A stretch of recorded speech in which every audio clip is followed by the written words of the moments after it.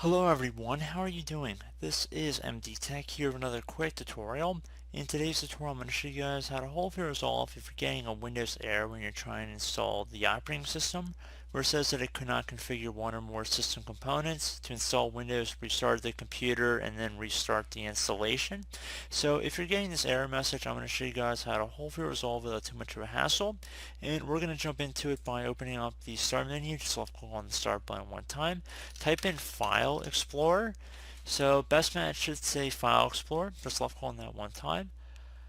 And now you want to go ahead and left click on this PC on the left side here. And then underneath devices and drives, you want to go and double click on the local disk where Windows is installed on. It should have a little Windows icon above the hard disk icon.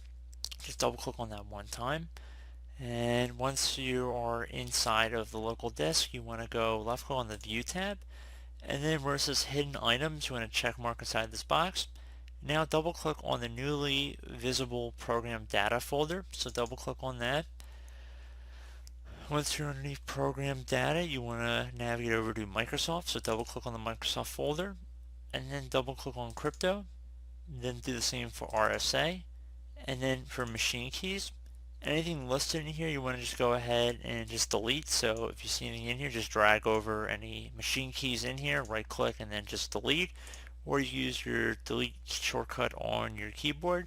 Pretty straightforward process, to be honest. Close out of here, restart your computer, and hopefully that has resolved your issue.